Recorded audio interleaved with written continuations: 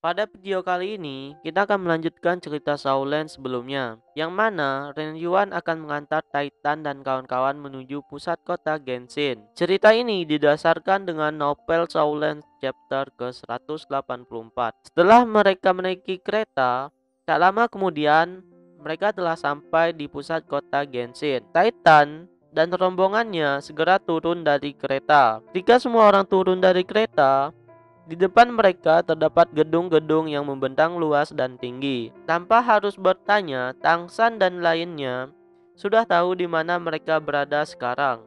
Gedung yang tinggi dan membentang luas itu adalah markas klan Pandai Besi. Titan memperkenalkan tempat itu kepada mereka. Ia mengatakan tempat itu dibagi menjadi 5 tingkatan dan menjelaskan setiap tingkatannya.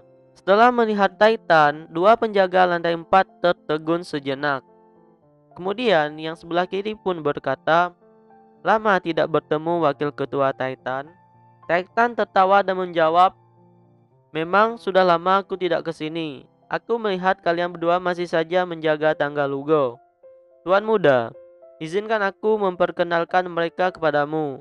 Keduanya adalah orang pandai besi tingkat sarjana. Mereka berdua adalah murid Lugo. Secara total, Lugo memiliki 4 murid yang bergiliran untuk berjaga di tempat itu. Yang sebelah kiri disebut Silong, sedangkan yang di sebelah kanan disebut dengan Siu," kata Titan. Tang San mengangguk kepada dua penjaga Silong dan Siu. Yang mengejutkan mereka adalah bahwa Titan memanggil tuan muda Tang San. Silong buru-buru berkata, "Paman Titan, izinkan aku membawa kalian ke atas terlebih dahulu. Guru saat ini berada di bengkel. Baru-baru ini, dia sepertinya mendapatkan sesuatu. Ia telah menghabiskan sebagian besar waktunya untuk meneliti itu. Jika itu orang lain, mungkin dia tidak akan mau bertemu," kata Silong. Titan tertawa. "Baiklah, aku ingin melihat apa yang dia teliti." Telah mencapai lantai 5, mereka bisa mendengar deringan logam yang mencolok. Titan memberitahu Tang San dengan lembut, "Sebenarnya,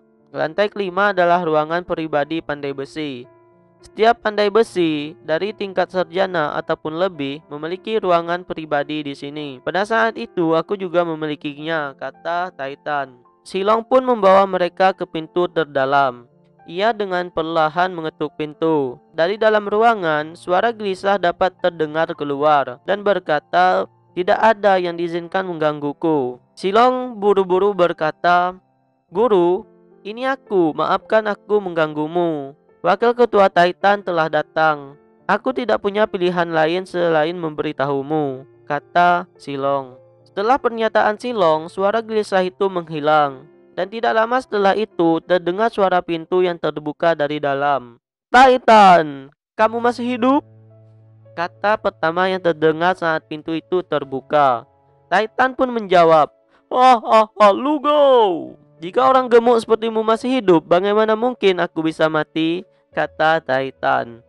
Kemudian Lugo berkata, "Baguslah, kamu ada di sini hari ini. Cepat masuk, aku punya sesuatu yang bagus ditunjukkan kepadamu. Aku sudah mencoba untuk mencari tahu ini selama beberapa hari. Orang yang membuat senjata ini mungkin sangat jenius. Saat berbicara, bahkan Lugo tidak memperhatikan orang yang ada di belakang Titan dan segera menyeretnya masuk. Titan sedikit terkejut dan mengikutinya. Mereka, Tang San dan teman-teman ikut masuk, tetapi murid Lugo tidak ikut masuk ke ruangan itu. Lugo membawa Titan ke peron lingkaran. Tubuh mereka menghalangi garis pandang Tang San dan teman-teman. Mereka hanya bisa mendengar Lugo yang penuh semangat mengatakan kepada Titan, "Biarkan aku menunjukkan ini kepadamu. Aku menghabiskan banyak uang untuk panah otomatis ini. Ketika aku mencoba membongkar itu, senjata itu rusak dengan sendirinya dan sekarang senjata itu tidak dapat digunakan lagi. Aku hanya memikirkan bagaimana aku bisa memperbaiki senjata ini. Orang yang membuat ini benar-benar jenius." Sambil mendengarkan kata Lugo,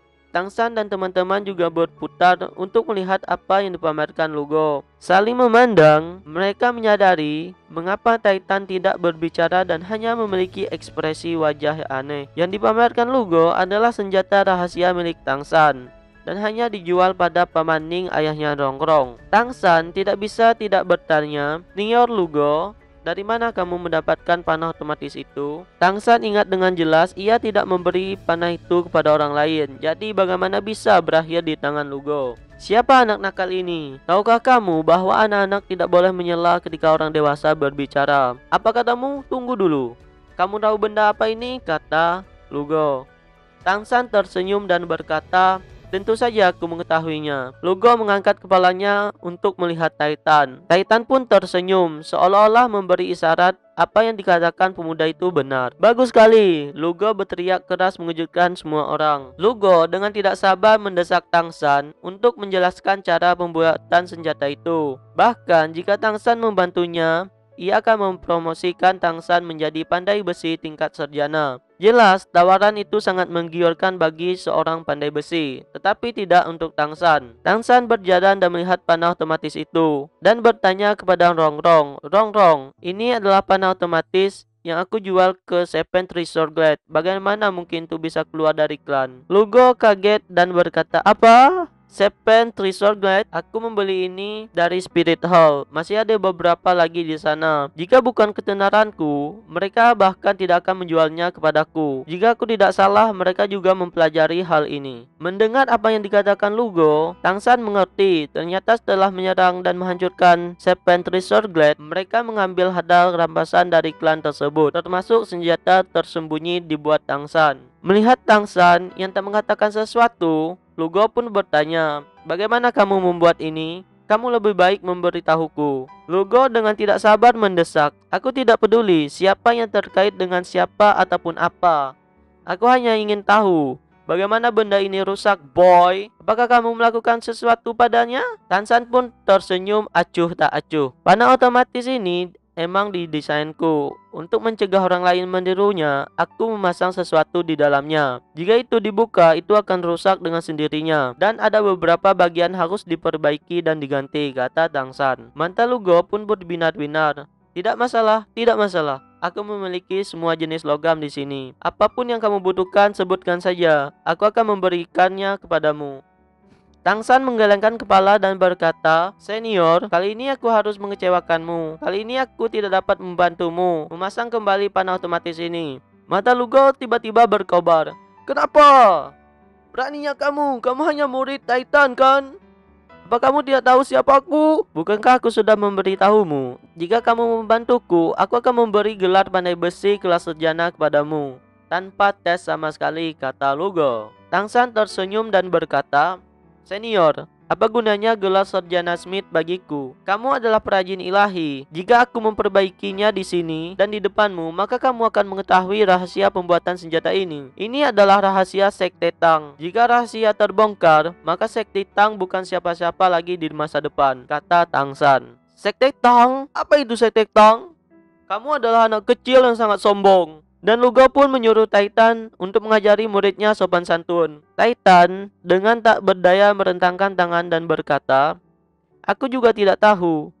Orang di depanmu bukanlah muridku, melainkan dia adalah pemimpin Sekte Tang. Aku sudah menjadi bagian dari Sekte Tang. Aku adalah salah satu tertua pada saat ini. Kamu mencoba mencuri rahasia sekte kami. Jika pemimpin kami tidak ingin memberitahumu, bagaimana mungkin kami berani memberitahumu proses pembuatan panah otomatis itu? Mendengar kata Titan, Lugo mengatakan sesuatu yang mengejutkan semua orang. Maka ini sederhana, biarkan aku bergabung dengan Sekte Tang kalian. Mengingat keahlianku dalam menempa, bergabung dengan kalian bukan menjadi masalah. Cepat, katakan kepadaku proses pembuatan senjata itu.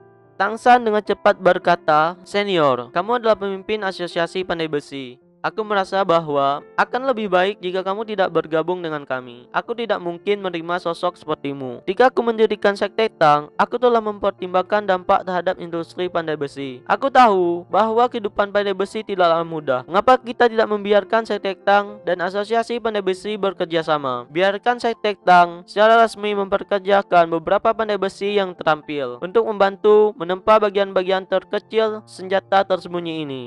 Di masa depan, aku juga bisa memberikan beberapa metode untuk membuat senjata tersembunyi yang relatif lebih sederhana dan mudah untuk asosiasi pandai besi. Tentu saja, ini tidak termasuk panah otomatis yang kamu miliki sekarang. Senjata tersembunyi yang besar dan kuat perlu dikendalikan dengan hati-hati oleh sekte kami. Nak, apakah kamu pemimpin? Atau kamu sebenarnya pengusaha? Bagaimana jika aku menukarkannya dengan sesuatu yang lain? Tangsan tersenyum dan menjawab, aku tidak akan menukarkannya. Lugo pun mengatakan, kamu tidak tahu apa yang akan aku tawarkan kepadamu. Sudah mengatakan tidak. Tangsan mengangguk dan berkata, apapun itu, aku tidak akan setuju dengan perdagangan. Panah otomatis ini akan menjadi salah satu inti dari senjata tersembunyi Sekte Tang kami di masa depan. Jika metode produksinya bocor, apalagi ke lembaga pandai besi, maka Sekte Tang tidak akan menjadi satu-satunya klan yang terkuat. Lugo dengan keras membanting meja dengan tangannya. Nak, hari ini kamu datang bersama Titan. Aku percaya kalian kesini untuk membeli sesuatu. Jika aku mau, aku akan melarang semua orang untuk menjual kepadamu. Tangsan dengan serius mengangguk dan berkata, aku percaya bahwa senior pasti dapat melakukannya. Tetapi itu tidak cukup untuk mengancamku. Bukan seolah-olah hanya kota Genshin yang memiliki berbagai logam yang aku butuhkan. Kami akan mencari tempat lain jika kalian tidak mau menjual apapun kepada kami. Melihat pemuda berusia 20 tahun yang tidak mau menyerah sama sekali, Lugo tidak punya pilihan lain. Dia berjalan ke pintu dan membuka gerbang dan berteriak, Silong! Kesini! Silong dengan cepat bergegas ke Tuan Lugo. Dengan hormat dia bertanya, Guru, apa kamu memanggilku? Lugo mendengus dan berkata, mulai hari ini, kamu adalah presiden baru klan Pandai Besi. Aku sudah lelah. Aku akan berpergian sekarang. Jika terjadi sesuatu di masa depan, jangan datang dan menemuiku lagi. Guru, kamu pasti bercanda, kata Silong, terpana oleh kata-kata Lugo yang tiba-tiba. Kemudian Lugo pun menjawab, apa aku terlihat bercanda? Aku akan meninggalkan pekerjaanku di sini untuk kalian berempat. Aku sudah tua. Sudah saatnya aku pensiun juga. Jika suatu saat terjadi sesuatu yang sangat besar dan tidak dapat kamu atasi, maka kirimkanlah seseorang untuk menemui Titan di surga Empire. Dia adalah wakil presiden dan perajin ilahi juga. Dan itulah teman-teman lanjutan cerita Saulen part kedua.